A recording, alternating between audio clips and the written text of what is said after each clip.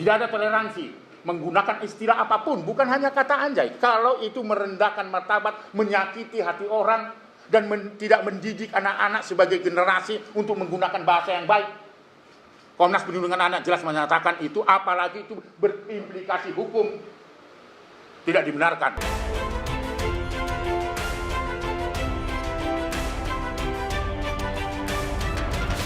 Mampir di tempat ini karena kebetulan sudah tertunda beberapa waktu. Lutfi, ingin menyampaikan konsultasi dengan beredarnya atau viralnya istilah anjay. Jadi beberapa minggu lalu sebenarnya sudah kontak-kontakan untuk berkonsultasi apakah kata istilah anjay yang viral itu dapat digunakan atau tidak gitu. Nah, hari ini kesempatan yang sangat luar biasa, beliau datang ke Rumah Anak Indonesia yang sungguh-sungguh bukan melaporkan, sekali lagi bukan melaporkan anak-anak yang menggunakan kata anjay, bukan, tapi berkonsultasi apakah menggunakan kata anjay itu bersifat edukasi atau berimplikasi hukum sehingga orang yang menggunakan itu dapat dipidana atau tidak. Tidak diskusi itu, tetapi mau menemukan istilah anjay itu sesungguhnya berasal dari kata apa gitu. Semua orang tahu, saya kira kita pernah remaja, pernah nongkrong, pernah gaul dan sebagainya. Sejujurnya ketika masyarakat melaporkan atau meminta pendapat Komnas Perlindungan Anak dengan viralnya istilah anjay itu, untuk mencari tahu apa sih sebenarnya yang melatar belakangi kata anjay itu menjadi populer. Jadi sebenarnya setelah dipelajari itu ada kata-kata yang hampir sama, yang maknanya juga sama sebenarnya, tetapi itu tidak populer ketika waktu itu. Kata-katanya ganti berdasarkan bahasa tongkrongan, bahasa gaul. Ada anju, ada macam-macam itu. Dan itu tidak bermasalah ketika itu dianggap itu sebagai bahasa gaul. Tetapi ketika muncul kata anjay pengganti, seolah-olah tanda petik kata yang bersifat distorsi terhadap satu definisi dan sebutan anjay misalnya. Nah, itu menjadi viral. Nah, beliau datang ke sini untuk menyamakan satu persepsi, betulkah tidak boleh menggunakan kata anjay itu? Bagi Komnas Perlindungan Anak, setiap kata pasti ada makna. Bisa makna negatif, bisa makna positif. Bisa bermakna edukasi, bisa tidak. Nah, sepanjang yang kita tahu bahwa jika itu berasal dari kata anjing dan merendahkan martabat, itu sekali lagi, itu tegas. Tidak ada toleransi menggunakan istilah apapun, bukan hanya kata anjay. Kalau itu merendahkan martabat, menyakiti hati orang, dan tidak mendidik anak-anak sebagai generasi untuk menggunakan bahasa yang baik. Komnas Perlindungan Anak jelas menyatakan itu, apalagi itu berimplikasi hukum, tidak dibenarkan. Karena anak-anak tidak boleh dipidana hanya karena menggunakan kata anjay itu. Oleh karena itu sikap kita bersama adalah bagaimana silahkan menggunakan itu, jika itu tidak berimplikasi hukum dalam definisi bahwa itu terpenuhi unsurnya merendahkan martabat, merugikan orang lain, please. Tetapi kalau itu berimplikasi hukum, itulah kedudukannya Komnas Perlindungan Anak, dan apa yang akan disampaikan oleh saudara kita ini, Lutfi misalnya, itu yang harus diluruskan. Nggak ada orang yang bisa melarang menggunakan bahasa dirinya sendiri, sebagai bagian dari menghambat ekspresi. Nggak ada itu. Ekspresi adalah hak asasi manusia, gitu loh. Nah, oleh karena ini siang ini saya kira nanti bisa disampaikan, tapi sikap kita tetap, jika itu dilakukan berimplikasi hukum, maka kita harus lindungi anak-anak, ya, jangan menggunakan itu kalau berimplikasi hukum. Lalu kemudian itu merendahkan martabat seseorang ketika berkomunikasi, itu juga tidak dibenarkan. Tetapi Komnas Perlindungan Anak berambil sikap, ayo kita lindungi anak. Semangat besarnya adalah bukan mempidanakan anak. Kehadiran beliau juga bukan karena untuk melaporkan anak-anak menggunakan itu, lalu kemudian dipidana dan sebagainya. Karena sangat miris sekali, ya, tadi disampaikan kepada saya. Ini sudah sampai harus dihentikan sebenarnya kalau itu berimplikasi merendahkan martabat. Misalnya gini, lagu Balonku Ada 5 itu dijawab-jawab dengan anjay akhirnya. Balonku ada 5 anjay. Tuh.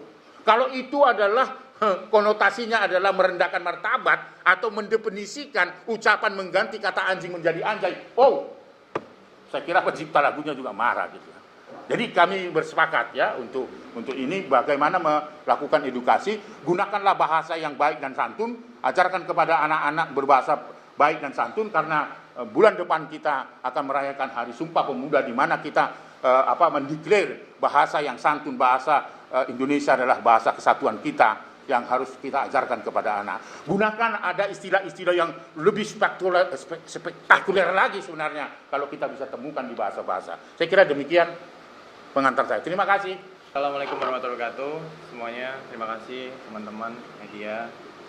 Bismillahirrahmanirrahim. Saya Lutfi Agizal. Saya selaku anak bangsa generasi remaja. Maksud dan tujuan saya ke sini adalah bukan untuk memperkeruh suasana, bukan. Maksud tujuan saya adalah meluruskan berita yang ada bahwa saya melaporkan kepada Komnas Perlindungan Anak maupun KPAI. Saya datang sini memberikan sebuah statement kalau saya memberikan surat permohonan menjadi narasumber. Fungsinya apa? Fungsinya adalah saya ingin mengangkat sebuah konten edukasi. Di mana konten edukasi ini saya berangkat dari berita yang saya temukan. Saya percaya berita ini tidak asal orang menaikkan, karena di selalu perusahaan pasti ada redaksionalnya dan ada produsernya. Tentunya dengan adanya berita yang saya temukan, maaf, kata anjay ini adalah plesetan daripada anjing yang dikatakan oleh beberapa berita tersebut. Di pemikiran saya adalah berarti ada orang yang berpikiran anjay itu adalah plesetan ataupun kata yang diperhalus dari kata anjing. Saya hadir di sini adalah saya takut sekali kalau sampai anak kecil, kalau sampai remaja kita ataupun siapapun termasuk diri saya tidak memahami bagaimana cara menggunakan kalimat tersebut. Kalau digunakan untuk hal yang positif, saya sangat dukung. Tapi tolong diingat, kalau itu menjadi permasalahan untuk merendahkan martabat seseorang, menjadikan seseorang itu sakit hati, tersinggung, saya di sini hadir untuk memberikan wawasan ini. Jadi saya sama sekali tidak pernah melarang ya menggunakan satu kata itu, tidak. Ketika memang pengen digunakan silahkan go ahead. Tapi please, saya mohon ajari sesuatu hal yang baik. Gunakan kalimat kata itu menjadi kalimat-kalimat yang positif dan jangan jadikan kalimat negatif. Karena apa? Saya menemukan di depan mata kepala saya sendiri ada anak kecil usia 5-8 tahun, Pak. Maaf, Pak. Saya selalu emosi, Pak, kalau dengar kata itu karena saya ngeliat sendiri di depan mata saya, Pak, anak kecil usia 5-8 tahun lagi belajar naik sepeda. Ketika dia jatuh, temannya bilang begini, haha, syukurin kamu jatuh anjay. Itu dia dilakukan di saat orang tuanya lagi meleng, Pak. Saya yakin anak kecil ini tidak tahu artinya apa. Saya mengajak seluruh rakyat Indonesia, kita bantu usaha guru-guru kita, guru, dosen, pahlawan tanda jasa, semuanya, pemuka agama, apapun itu, semua mengajarkan suatu hal yang baik. Karena tanggung jawab itu adalah tanggung jawab kita semua, bukan hanya orang tua di rumah. Karena ingat, kita tidak bisa mengawasi siapapun anak kita kalau bukan cuma kita sendiri di keluarga, tapi juga faktor lingkungan kita harus jaga. Itu aja tujuan saya. Dan sama sekali saya tidak pernah melaporkan, ya, tidak pernah melaporkan siapapun anak itu untuk berdasarkan hukum. Tapi saya menjadikan itu sebuah fenomena untuk saya tanyakan kepada Komnas Perlindungan Anak yang memang, maaf, fokus dan bidangnya di bidang perlindungan anak.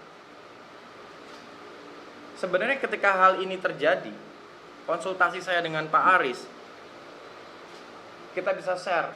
Insya Allah masyarakat di luar akan menerima dengan tujuan ini memberikan sebuah wawasan dan edukasi supaya tidak ada orang yang terpidana, tidak ada orang yang tersakiti, tidak ada orang yang dilaporkan dari segi hukum karena masalah sepele dengan satu kata yang bisa dirangkai untuk menyakiti seseorang. Saya mohon, influencer, public figure, artis, termasuk saya sendiri saat ini sedang dilihat. Ketika kita dilihat seseorang, maka kita punya the power of social media. Bagaimana kalau kita sama-sama mengajarkan suatu hal yang positif, memberikan suatu edukasi yang positif, supaya apa? Supaya masyarakat semua ini bisa berpikir, kita harus bersikap seperti apa. Itu saja tujuan saya. Dan saya mohon influencer siapapun itu, janganlah malah kita mengajarkan maaf, main game sambil ngomong tit tit tit tit, reaction ataupun kamu tit tit tit tit. Kalau bukan kita yang jaga, siapa lagi? Kalau memang generasi kita sudah terbiasa dengan hal yang buruk, hal yang aneh, hal yang kurang diterima oleh sesuatu hal, jangan kita ajarkan juga ke generasi kita selanjutnya. Itu aja sih, Pak. Itu bentuk kepedulian saya sebagai masyarakat Indonesia. Di dompet saya masih ada KTP Indonesia. Maka dari itu kebebasan berpendapat itu adalah hak segala bangsa. Dan tujuan saya adalah ketika memang pendapat kalian berbeda dengan pendapat saya tidak masalah. Saya tidak sakit hati, saya tidak apa-apa. Yang penting kita harusnya tidak menjadi perpecahan. Ya. Saya selalu bilang sama teman-teman saya yang berbeda pendapat, boleh kita berbeda pendapat di sosial media, tapi saya tidak pernah menganggap kalian adalah musuh. Ketika saya bertemu dengan kalian, dengan teman-teman saya yang berbeda pendapat, saya merangkul mereka. Saya tunjukkan kalau memang kita tidak ada masalah. Seperti itu. Yang saya takutkan adalah ketika saya melakukan seperti ini, akhirnya Pak, Instagram saya di take down, di report sama banyak orang. Saya takut aja nanti tidak ada generasi ataupun anak remaja yang bersifat kritis, memberikan sebuah edukasi, bertujuan positif. Mereka takut Pak, mereka trauma karena melihat kondisi saya seperti ini. Karena 150 juta orang menghujat saya Pak. Gitu. Baik, saya kira itu keterangan beliau dan karena waktu juga singkat, tapi sudah jelas maksud kehadiran beliau ke tempat ini sekali lagi untuk bertukar pikiran, meluruskan berita-berita supaya mengarah pada penggunaan istilah apapun menjadi edukasi yang baik sebagai bagian dari komitmen beliau untuk memberikan edukasi kepada anak-anak kita.